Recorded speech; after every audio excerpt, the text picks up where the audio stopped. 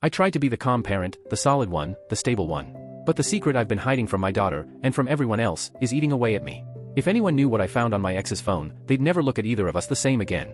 Tonight, I'm done hiding it. At dinner tonight, my entire world tilted sideways because of one innocent question from a 6-year-old. We were sitting at the table, just an average Tuesday. I'd made spaghetti, the kind with the chunky tomato sauce my daughter loves. The whole house smelled like garlic and warm bread. My wife was half listening, half scrolling on her phone, which has pretty much become her default position lately. My daughter was telling us about school, finger painting, recess drama, how her friend pushed someone off the swings. Normal stuff. She was happily swinging her legs under the chair, twirling noodles on her fork. And then, she dropped a nuclear bomb without even realizing it. Between 2 small bites of garlic bread, she looked up at me and asked, completely casual, "Daddy, why does Mommy kiss Uncle Mike when you're at work?" I swear the whole house stopped breathing. The only sound was the kitchen clock ticking behind me, loud, sharp, like each second was stabbing into my spine. My wife's fork slipped out of her hand and hit the plate with this metallic clatter. Her face went pale so fast it was like someone drained her. I slowly set my fork down. My hands felt numb. What do you mean, sweetheart?" I asked. She shrugged, still chewing. "Uncle Mike comes over sometimes. When you're at work. They kiss on the couch, like how you and Mommy used to kiss before." Before. God. She said it like she was talking about colors or shapes. Totally innocent. Just simple observation. My eyes moved to my wife. She was staring down at her plate like it might tell her how to get out of this alive. Frozen. Completely still. "Answer her," I said quietly. My voice didn't even sound like mine. Too calm. Too steady. "Answer your daughter, Mommy." Nothing. She didn't look up. Didn't blink. My daughter finally sensed something was wrong and her voice got small. Did I say something bad?" "No, baby," I said, standing. "You didn't do anything wrong." I crouched down beside her chair. "Go grab your favorite stuffed animal and your tablet, okay? We're going to Grandma and Grandpa's house. Like a sleepover. But I'm not done eating. We'll get ice cream on the way," I said. My voice cracked a little on the word ice cream, but thankfully she didn't notice. "Go pack a little backpack too." Her eyes lit up, kids bounce so fast, and she ran upstairs. That's when my wife finally looked at me. Her eyes were glassy, red at the edges. "Please, just let me explain," she whispered. "Don't." I raised my hand. "Not in front of her. Not right now." "It's not what you think," she said, voice trembling. I actually laughed. Not a happy laugh, the kind that comes out when your sanity is dangling by a thread. "Our 6-year-old daughter literally just told me she's seen you kissing another man in our house. While I'm at work. You tell me, what part am I misunderstanding?" That shut her up. Tears started falling. Too late. My daughter thundered back downstairs, backpack bouncing. "Ready, Daddy." I took her hand. "Let's go." My wife stood up, panicked. "You can't just take her."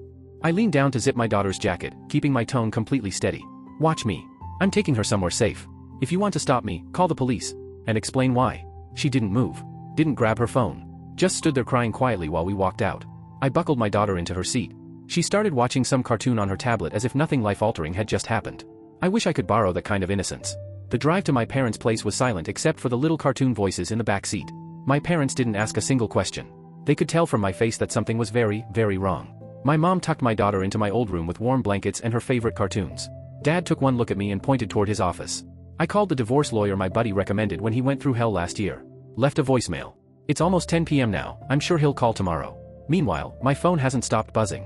18 missed calls. Around 30 texts. I haven't opened any of them. Won't block her either, the lawyer will probably need it all. Here's what I know. Uncle Mike is a guy from my wife's book club. Friendly. Social. The kind of guy who laughs too loudly at his own jokes but seems harmless. We've had him over for dinner. I've had beers with him. His wife left him like 8 months ago. And now? Well, the timeline is looking a whole lot clearer, isn't it? I keep replaying the moment my daughter asked that question. Her tiny voice. Her total lack of awareness. The way she talked about it like it was normal. Like my wife made it normal. I don't even feel anger yet. That's the weirdest part. I feel emptied out. Hollow. Like someone scooped out everything inside me and left an outline of a man walking around. When I tucked my daughter in tonight, she asked, "Why isn't Mommy here?" I swallowed hard and said, "Mommy and Daddy just need some space to figure out grown-up things." She nodded. Kids accept things so easily. Maybe too easily. Tomorrow, the lawyer calls. And after that, I guess we find out what comes next. Because tonight was just the beginning point. 3 days have passed since that dinner, and I feel like I've aged a decade. The lawyer finally called back Wednesday morning. Her name is Sharp, and the name fits. Her voice was clipped, efficient, the kind of tone that makes you sit up straight without thinking. No sugarcoating. No gentle easing in. Her first words were, "Do not step foot back in that house without talking to me first. And do not speak to your wife unless you're documenting it. Record everything your state allows." My state does. Which means I've been recording every single call since. My wife has called 63 times in the past 72 hours. I answered exactly 2 of them, both while holding this old voice recorder my dad used when he was a reporter. Thing still works like a charm. Oddly enough, call number 1, Wednesday night. Her voice was shaky but forced calm. "Please," she said. "Just come home. We need to talk about this like adults." "Did you sleep with him?" I asked. No emotion. Just the question. "It's complicated. Yes or no?" Silence. Then, "Yes." But it wasn't. I hung up. Sent the audio straight to my lawyer. Call number 2, Thursday afternoon. She came out swinging this time. "You're being unreasonable. You left without even hearing my side." "Your side?" "Our daughter watched you kiss another man in our house. Do you understand how messed up that is?" "She's 6. She doesn't know what she saw. She knew enough to bring it up at dinner." "That's not fair." "How many times did this happen? How often was she home?" A long pause. I don't know. "A few times. She was supposed to be napping." "Supposed to be," I repeated. "Great parenting." "Don't you dare judge me," she snapped. "You're never home. You work 60 hours a week. I'm lonely. You don't even see me anymore. So your solution was to bring your affair partner around our daughter?" "He's not my boyfriend. It was just comfort. I was lonely." Conversation over. Everything goes through my lawyer from now on. Click. My lawyer practically cheered at that recording. Clear confession. Clear exposure of the child to the affair partner. 2 things judges take very, very seriously. But then things got messy. Thursday night, she showed up. I was in my parents' living room when I heard voices at the door. My mom's voice was calm but firm. When I walked over, I saw my wife standing there. She looked awful. Hair unwashed. Same clothes she wore Tuesday night. Eyes red, smeared makeup. She looked like someone who hadn't slept in days. "I need to see my daughter," she said immediately. "Maybe come back tomorrow," my mom started. "No," she snapped. "I need to see her now. She's my child." "Lower your voice," I said. "She's sleeping. You can't keep her from me." She took a step toward me. "I'm her mother. I'm not keeping her from you. You can see her tomorrow. Call first." "No," she said louder. "I want her now. We're going home." That's when my dad stepped out of the kitchen. Former Marine. The kind of guy who doesn't shout, he just shows up and the temperature in the room drops 10 degrees. "Young lady," he said, arms crossed, "you need to leave. Come back tomorrow at a reasonable hour." "This is your fault," she yelled at him. "You poisoned him against me. What did you tell him?" I blinked. "I told her mommy and daddy needed space. That's it." "Liar," she screamed. "Now she probably thinks I'm a bad mom. You had your affair partner around our 6-year-old daughter. You did that. Not me." "Don't call him that," she snapped. "His name is Mike and he cares about me, something you stopped doing years ago." And right then, like some awful timed punchline, my daughter appeared at the top of the stairs rubbing her eyes. "Why is everyone yelling?" My wife tried to push past me toward her. "Move," she hissed. "That's my baby." I blocked her. "Not until you calm down." My daughter burst into tears. My mom rushed up, scooped her into her arms, whispering soothing words. "Look at what you just did," I said quietly. "This is why you can't see her right now. You're not okay." My wife dropped to her knees on the porch, sobbing uncontrollably. "Son," my dad said behind me, "call the police. Document everything." So I did. Police report. Cops arrived about 20 minutes later. By then she'd moved to her car, sitting in the driver's seat with the door open, refusing to leave. The officers listened to both sides and were surprisingly empathetic. "Ma'am," one of them said, "your husband isn't denying you access. He's just asking you to come back tomorrow when everyone's calm. That's reasonable." "He stole my daughter," she cried. "Did he leave the state with her?" "No." "Is there any custody order preventing him from having her?" "No." "Then legally, you both have equal rights. He's allowed to have her at his parents' home. You need to leave for now." She drove off eventually, but not before yelling at the top of her lungs that I'd regret this. Friday, the filings. Friday morning, Sharp filed for emergency temporary custody. Exclusive use of the family home. Documented concerns, affair plus exposing child plus unstable behavior. I thought we had the jump. Nope. Friday afternoon, a guy showed up at my parents' door and handed me papers. My wife had filed first thing that morning, a few hours before my lawyer got ours in. She wants primary custody, the house, spousal support. Her claims? Abandonment. Alienation of affection. Emotional abuse. I actually laughed out loud. My lawyer didn't. "This is going to get ugly," she said. "Her attorney is known for going scorched earth." "She cheated," I said. "My daughter saw them." "6-year-olds don't testify," Sharp replied. "Her attorney will argue your daughter was confused or coached." "That's insane." "Welcome to family court. Where things stand now. Temporary custody hearing in 2 weeks. Until then, my wife gets supervised visits at my parents' house. My mom is the supervisor. I'm not allowed to be in the same room. Any interaction could get twisted in court. First supervised visit is tomorrow. My daughter seems okay, but she keeps asking when we're going home. And I honestly don't know how to answer that. Home doesn't feel like home anymore. It feels contaminated. Violated. My wife's texts have gotten strange. They swing like a pendulum, apologies, guilt trips, begging, then threats. Here's one from this morning. "I made a mistake, but you're destroying our family. Think about our daughter. She needs her mother. Me, she can see you during supervised visits. I am thinking about her. This is abuse. You're punishing me. Me, I'm protecting our daughter. From what? From her own mother? Me, from instability. She hasn't responded since. My daughter's holding up surprisingly well.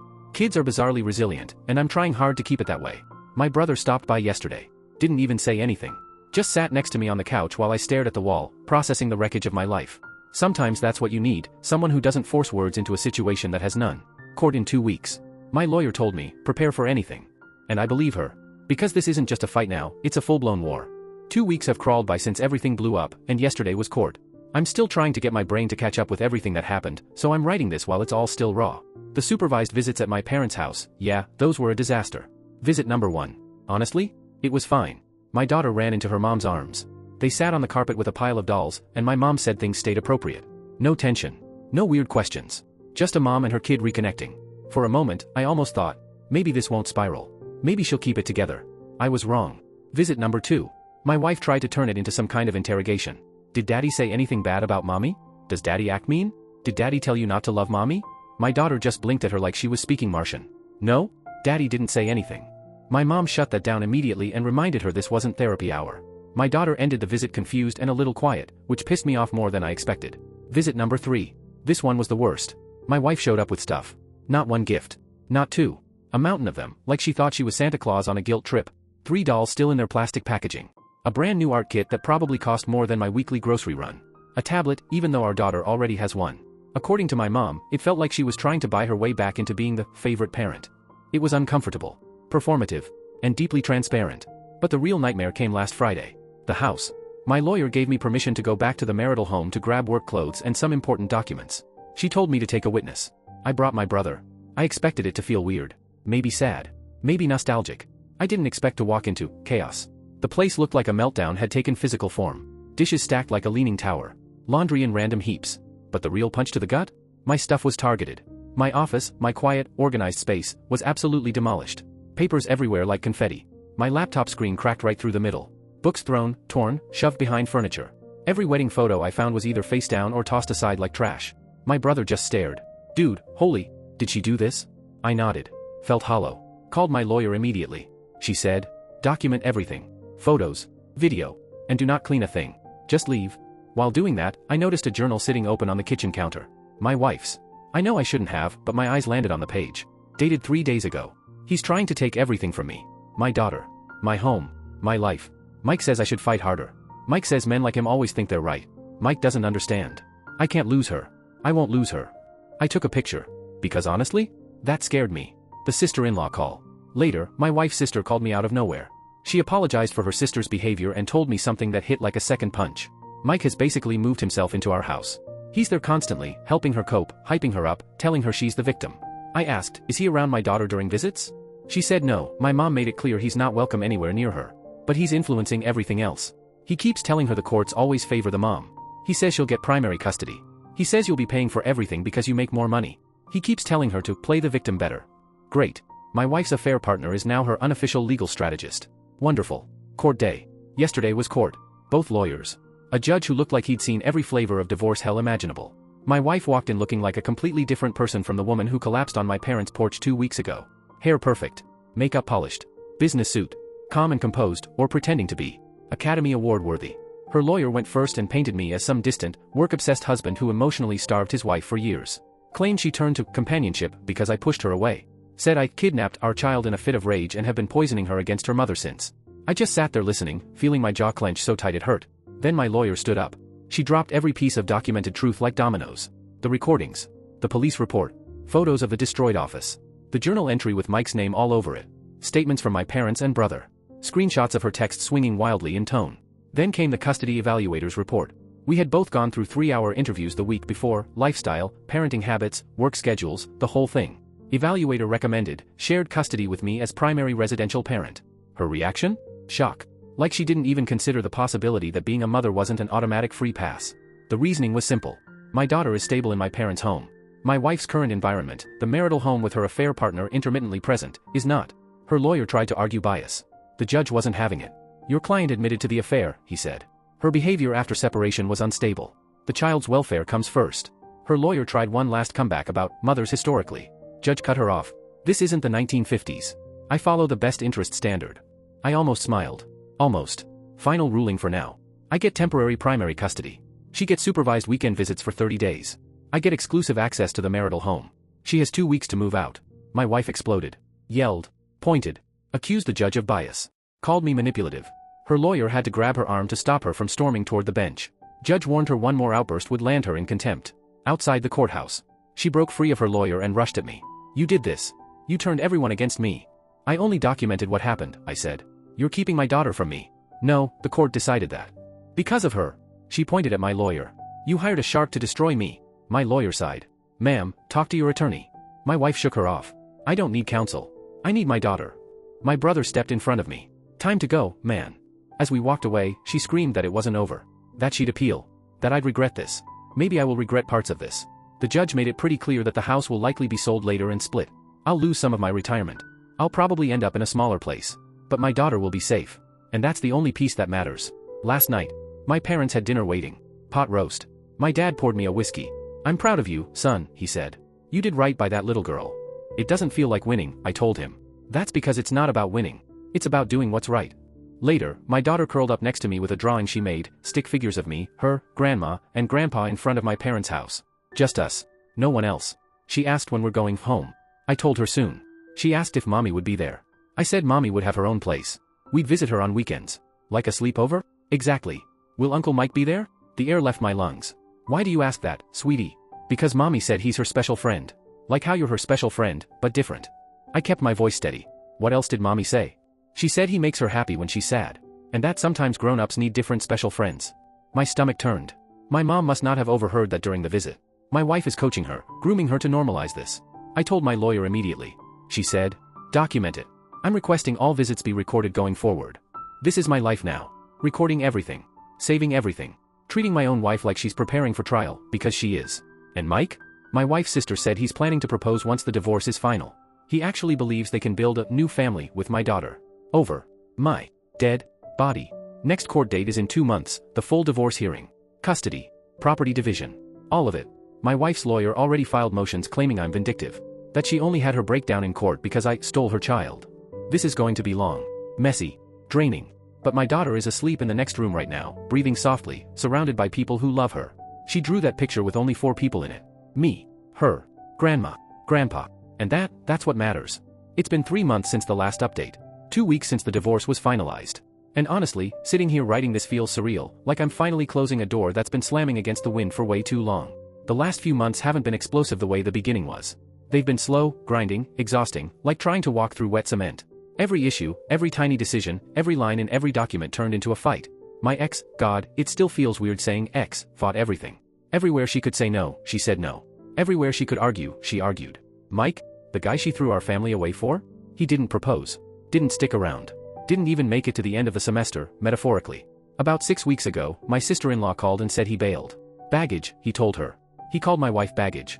The irony almost made me choke. I said I wasn't surprised. Affair partners usually don't survive the daylight, not when they realize that cheating is one thing, but real life? Real responsibilities? Real child support? Real co-parenting? A very real ex-husband who isn't disappearing? Yeah. They don't sign up for that. My ex-wife has been shattered ever since. I think it finally hit her, what she burned down, and that there's no rebuilding the same house from those ashes. But even after he dumped her, she didn't back down in court. Not once. Her lawyer kept spinning the same story. She made one mistake. Our marriage was dying. She was lonely. I overreacted. I kidnapped our daughter. Meanwhile, I'm sitting there listening to this and trying not to laugh or scream. The final custody ruling. Joint legal custody. But I have primary physical custody during the school year. My daughter lives with me. She sees her mom. Every other weekend. And one weeknight. Summer is split week on, week off. My ex-wife was furious, but the judge couldn't have been clearer. Until she shows consistent stability, that's how it stays. She can petition in a year if things truly change. Honestly? I was relieved. Not triumphant, just relieved. The money side. This part sucked. The house sold for $485,000. After the mortgage was paid off, we each walked away with roughly $110,000. My retirement? 40% of everything I'd saved during our marriage, gone. Just like that. Years of work. Years of discipline. Poof. We split the furniture. She took everything from the master bedroom and the living room. I didn't argue. I didn't want those reminders anyway. I rented a 3-bedroom townhouse just a couple miles from my parents. Close enough for help, far enough to be independent. My daughter helped pick her own furniture, purple everything, butterflies on every wall. It looks like a lavender explosion, but she loves it. Between legal fees, 22 grand, new furniture, setting up a new home, and the asset split, yeah, financially I'm basically starting over. But I have peace. And I have my daughter. I can rebuild the rest. My ex-wife now. She moved into a small 2-bedroom across town. Her supervised visits eventually shifted to unsupervised once she completed court-ordered therapy and parenting classes. The therapist's report said she was processing her decisions, but avoided saying she accepted responsibility. That sounds about right. My daughter's been adjusting pretty well. There are days she misses her mom intensely, and days she shrugs it off like nothing happened. Last month she asked, "Why doesn't mommy live with us anymore?" I told her, sometimes grown-ups make choices that mean they can't stay together, but we both love you very much. Then she asked, "Did mommy stop loving you?" I said the only thing that felt true. Mommy made choices that hurt our family.